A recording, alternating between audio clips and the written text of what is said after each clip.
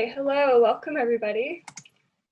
My name is Pamela Lindsay, and I'm the founder of the BC nonprofit Whole Human Foundation. I would like to acknowledge that our nonprofit, as well as myself, are anchored on the unceded territory of the Coast Salish peoples, 9 including the territories of the Musqueam, Squamish, and Tsleil-Waututh nations. Acknowledging where we are located, where we are building community and sharing knowledge is important, especially in the context of our discussion today on the experiences of immigrants. We should acknowledge that whether our families just moved to Canada a couple months ago or have lived here for generations, such as my family or my grandparents moved here from Europe, we are actually all immigrants if we are not Indigenous peoples from here. So Canada was already occupied by Indigenous societies for thousands of years. Waves of immigration and settlement forced many Indigenous peoples away from their traditional lands and disrupted their traditional ways of life, leading to transgenerational trauma. So nowadays, Canada's immigration policy is among the most welcoming worldwide. And as we welcome new immigrants to Canada, we must not forget about history. It is important to acknowledge that we committed cruelties to Indigenous people to the benefit of our own. So I just wanted to make a note about that today.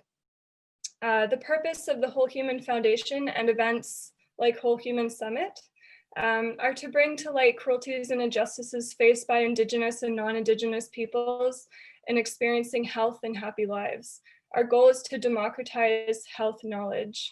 We want to bridge worlds in the healing space and create connections between thought leaders, and this year specifically to help identify barriers in health so that we can inspire action to build healthier, happier, and more equitable communities for all people in Canada. I'd like to thank all the summit team, including our speakers today, for putting this talk together, and thank all of you for being here today and let you know that your participation in the summit is important for driving the improvement of our healthcare system. So thank you for being here.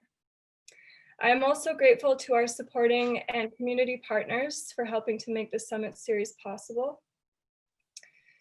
And now jumping into today. So today we have a very important discussion of the cultural and food challenges faced by immigrants when they come to Canada. Facilitating the discussion today is Whole Human Foundation Director of Finance and Technology, and also board member, Dhalie Patara. Dhalie is also a board member at the George Derby Center. She is a SheEO Activator, a nonprofit and social enterprise consultant. She is a knowledge philanthropist, which is a term that I'm not sure if she coined, but I love. She has over 20 years of experience as a project manager, including 10 years of clinical solutions delivery in healthcare. So welcome, Dhalie. Thank you, Pam, for that introduction. And no, I did not coin the term knowledge philanthropy, but it is a term that I have been embracing. So hello, everyone. It is my pleasure to introduce tonight's speaker, Satnam Sekhon, a highly respected dietitian and a community activist. Satnam is a registered dietitian with the College of Dietitians of British Columbia, a member of Dietitians of Canada, and a UBC clinical instructor with the Faculty of Land and Food Systems. She is an oncology dietitian and has worked in cancer care for over 30 years. Her community initiatives include co-founding SEYVA, a group which brings together youth to help fundraise for local charities. And she developed an inspirational cookbook with 100% of the proceeds going to charity. Her first print run supported Two Worlds Cancer, an organization that provides support to families with children in palliative care in Nepal and India. With her generous spirit, practical nature, and an openness that makes inclusion seem effortless, we are truly fortunate to have Satnam join us today. Please welcome Satnam Sekhon. Thank you, Dhalie. I have to start off by saying I'd like to thank the Whole Human Foundation and the Summit for hosting today's session. Dhalie was the one who introduced me to it, and I wasn't sure why I didn't hear about it last year. So I'm very pleased to be learning about it this year. I've attended many of the sessions and have really opened my eyes to many diverse areas. So thank you, Pam, for the invitation, and Dhalie for the introduction, and Renelle for the technological expertise, which I admire so much. So today's presentation is going to be on healthy families, healthy communities, the immigrant experience. In other words, I like to share my experience, and I hope others will have an opportunity to share as well. As many of you know, Canada is made up of a diverse population where at least visible minorities make up about 20% of the population. And we've seen a shift in the type of immigrants in the last few decades. So in the 1950s, it was largely European immigrants.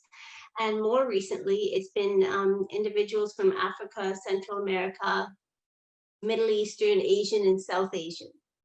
So I am an immigrant from India. And I've been blessed that I've been able to travel to many parts of the world. And one thing I've noticed is that when I travel, people will ask, "Where are you from?" And so I'll say, "Oh, I'm from Canada." And they, no. Where are you really from? How many of you have been asked that question? And so it's interesting that if I were to answer that, I'd say, "Oh, well, my family's from India," and period. And it sort of ends right there. And it doesn't really share very much about who I am. And I recently remember watching a TED Talk in where the speaker said, it should be more, what is your lived experience?